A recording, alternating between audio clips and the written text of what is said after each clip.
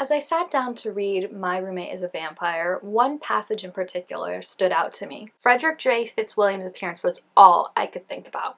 He looked like he was maybe in his mid-30s, though he had that sort of long, pale, slightly angular face where it was hard to tell. And his voice wasn't the only thing with high production values. No, he also had this ridiculously thick, dark hair that fell rakishly across his forehead, like he'd sprung fully formed out of a period drama where people with English accents kissed in the rain. And then I realized, is this an Adam Driver insert? Listen, I really wanted to like this book, okay? It's got an absolutely adorable cover. The title is so fun and it just seemed right up my alley. But after reading it, I feel like the main feeling I walked away with was just boredom. Like, I felt like it took a lot to get going, and it also just had random plots instead of like one big overarching plot, which is fine. Like, there are books like that where that I actually enjoy, that they're just kind of like mini little plots instead of like this big overarching one. But I just think I was expecting so much more from this one, and it was just sad that, like, again, the main thing I had throughout most of it was just feeling bored, feeling like I was just reading the page to get to the part where they actually got together and actually admitted their feelings and talked about how they felt about each other. This is my first book for October, which is of course spooky month. I'm trying to get through more of my like spooky themed vampire, witch, ghost books that I have to really fit the mood of October, and also get through some of my TBR books. I feel like it's helpful if I set like a goal for myself of, instead of like looking at all the books I have, if I'm like, hey, let's try and nail it down to this particular set of books. So My Roommate is a Vampire I've actually had on my shelf since around the time it came out last year. I think maybe earlier this year is when I bought it. I've had it for quite a while and I've wanted to read it. I just never got around to it, so I thought it would be the perfect one to start off October with. My friend had actually read it earlier. We do this thing, me and her, where we each want to read a book, and instead of talking to each other about it, we'll go to a bookstore together. One of us buys the book, and then we'll go to another bookstore like that same day or the next day, and the other one buys the same book. And then we're like, how did this happen? So she had read this earlier, like around when she had first bought it, and she told me like it's not very good, or she did it's fine, I guess is more what she said.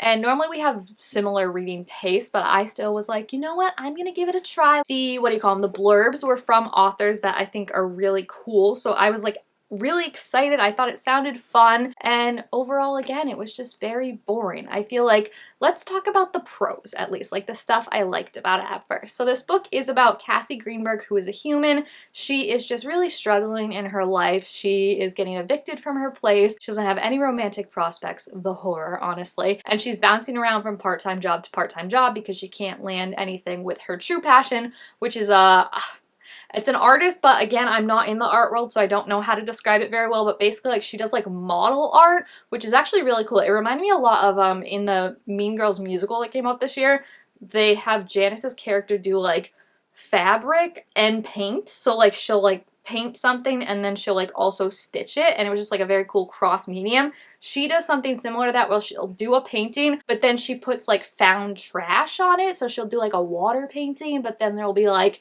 McDonald's wrappers that it's unclear if she paints blue or if they still look like McDonald's wrappers that are in the ocean, and then it's like a metaphor for like littering or something like that. So it's actually really cool. Like, I did like that, even though part of it went over my head. So she's really just struggling, and at the beginning of the book, she obviously needs a place to live. Her best friend finds her this ad on Craigslist that is listing an awesome apartment for $200 a month. So obviously her suspicions are very raised. I feel like a lot of this book is just going with the fact that any person in the situation she is in would have their red flags up immediately and not even like negotiate, interact with any of this that's happening. Like, I get that she's desperate and she goes for the apartment, but it's like, as soon as I see a man roll out in a three-piece suit with a top hat, I'm out. Like, I'm sorry, I will just go crash on the couch. There's no way you're getting me into that situation. So I feel like there is a lot of like disbelief that you have to suspend, which I know is wild to say in a book about a vampire, but I've talked about this before where I feel like in like books and in things, it's like you expect yourself to have a certain amount of disbelief with stuff. Like, it's a vampire. Okay, I can wrap my head around that.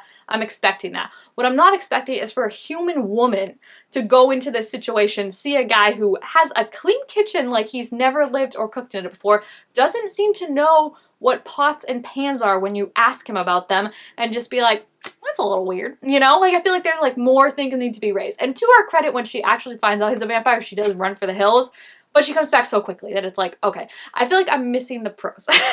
Pros, that's what I was focusing on. So Cassie is our human protagonist. Frederick F.J. Fitzwilliam is our vampire protagonist, which is just such an on-brand vampire. Like, amazing name. We talk about how, like, Colleen Hoover has terrible names for her characters. That's the exact opposite. That is a fantastic name in general and also for a vampire. So Frederick, he's really struggling in the human world, as we see through Cassie's eyes. He talks super outdated. He doesn't know what pots and pans are. He doesn't know pretty much anything, and he's just very obviously weird, which is where when she's like, oh, this guy's eccentric, I'm like, yeah, but eccentric in a way that we need to go, you know? Like, it's almost like, thank goodness he's a vampire, because if you stayed around for this, there's something wrong with you. So things that I did really like. One, the setting. I feel like she did a really great job of making the apartment feel alive, and you can picture it in your eyes if it's like kind of this like old decor, because he's again not modernized and doesn't really know like what's going on. The kitchen is super pristine and clean because obviously he doesn't need it. There's all these like old-fashioned Regency paintings and everything, and the furniture is very like dark and moody, and I feel like she just did a great job picturing that, of like I can see in my mind like where they're living, and also like the difference between like what it looks like when he's there by himself and then like when she starts moving in and adding like her touches to it and everything and lightening it up both physically and emotionally, you know? So I really like that. I also really like the vampire aspect of this. I feel like it's always interesting when you read something that has vampires or watch something that has vampires, because there's different rules. Like, there's not really like set things, so everyone kind of adds and tweaks their own things to what the vampire rules are. So I feel like I like this one because it didn't over explain everything, and it also didn't really have a scene where it's like, here's the vampire rules, blah blah blah blah blah. You know, it felt more like organic and natural to like learn what a vampire can do and what a vampire can't do. I think Frederick is also very interesting because he's not like the typical moody, broody, asshole vampire that you see on a lot of times where they're just like, I'm so cool and I'm so rude, but it's just like my charm, you know? He was more just like awkward and I like that, and I think part of that is because again, he's like not in a society that he's used to. Like, he's been asleep for 100 years and now woken up in this world and doesn't know anything. So I like that he's just more overwhelmed by stuff. He gets embarrassed by stuff. I think it just felt different than like what you typically see in how like vampires present themselves in books and TVs. So it was just really fun to see someone who's not so like suave and sophisticated, like still hot, obviously they gotta be hot, but it's just more like second guessing what he says, quiet, keeps to himself. Like, I really liked him, like the bookish, nerdy kind of vampire. That was really cute, and then slowly getting to learn more about him as Cassie learns more about him was really fun. This is mainly from her point of view, but I did like that at the beginning of each chapter they sprinkle in like text between Frederick and his friend Reginald, or Frederick and Cassie, letters that he writes to his mom, letters that he writes in a diary. Like, it just made it so you could get little glimpses into his mind, which was really sweet, because if it's not dual point of view, I at least like getting that to kind of know where his head's at. So that's the pros, and obviously the cover's gorgeous. If I didn't talk about that enough, love the cover. That's the pros. The cons for me, again, I think I walked away mostly feeling bored, which is unfortunate. It should have been a really like romantic, fun story, and I think for the majority of it, they're just dancing around each other's feelings for no apparent reason other than he's a vampire. And then there's literally one point in the book where she's like, is the fact that he's a vampire really that much of a deal breaker? I don't think so. And I'm like, yeah, obviously, so why are we still, like, talking about this, you know? Like, why don't we just admit our feelings for each other and stuff? It is, if you're looking for, like, spicy or smutty, like, it gets it, but not to, like, the end at all, and I feel like that's where it's kind of frustrating of it's, like, literally, like, you want to, there's a fine line between me reading a book and being like, just kiss already, you know, like, so excited, and me reading a book and being like, just kiss already. Like, this is frustrating, you know what I mean? And I feel like it veered more into that territory, whatever you want to call it. I just invented a word, I think. I will be copywriting that. But it veered more into that of it's like, there's so much just like talking about like, oh, I think he's cute and I can't look at him because it's like inappropriate to think my vampire roommate is cute when I take him shopping at Nordstrom and stuff. And it's just like, he's clearly into you. You're clearly into him. Like, let's just talk about it and stop making me hear about this. Like, I felt like the best friend who like is like dealing with someone who's like, oh, I have a crush on this guy and like I can't like say anything to him, so I'm gonna hear it all you. And I'm like, I need a break. okay, I need a break from this. Like, you guys need to just deal your own thing, and I need a break from it. And then when they finally do get together, it's so weirdly rushed. Like, the end is so strange because, like I said, there's not really any big plot line going through it all. The main thing that I would say is like a connecting thread, and again, it's only a connecting thread because it's happening throughout the book, but Cassie doesn't even know about it till the end. It's through Frederick's like letters that we find out about this, is that Frederick's engaged to be married. He's in like an arranged marriage. So that pops out at the end and you think, oh, maybe like they're gonna pull a Twilight and like kidnap her because like he has feelings for her and not the woman he's supposed to. No, they kidnap him. And then there's just like a weird kidnapping plot, but then it's like that's somewhat interesting. You're like, okay, he's been kidnapped, let's deal with that. But then in the middle of that, she goes to a job interview. And I'm like good for you for keeping your life on, but you told me the main character just got kidnapped. Guess what the last thing I want to do is follow our other main character to a job interview and sit through all that. Like, that's what I mean. The pacing was just weird with things. Like, I feel like it could have been tightened up. I feel like maybe had that been like, she goes to the job interview, she doesn't know that he's like missing, kidnapped yet, and then finds out after, instead of just being like, we can't find him, that's worrisome to me, I've got to put that out of my mind and go to a job interview. And again, not even the fact that she went to a job interview, because good for you, put your life above a man, right? Like, that is something we can deal with after, but just from a reading perspective, it's like, do you really think right now, especially in this economy, I want to sit through someone like interviewing and like having to answer questions about why they want a job when you just told me a vampire was kidnapped?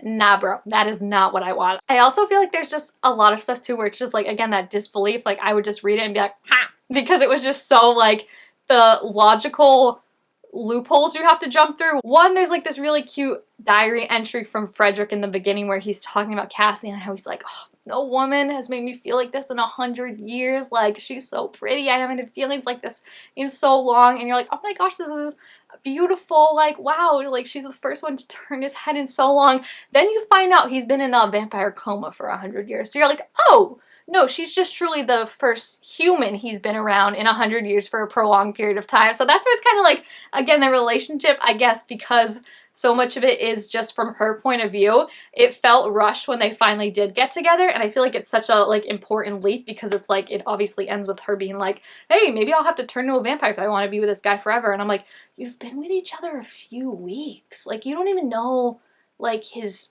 worst qualities yet, right? Like, he's hidden all that from you because yeah, you're roommates, but like he's like very good at like obviously hiding things he doesn't want you to know because he hid the fact that he was a vampire from you for so long. Then there's also the fact of when she initially finds out he's a vampire, she runs away, obviously, and she's thinking about like giving him a second chance and letting him explain.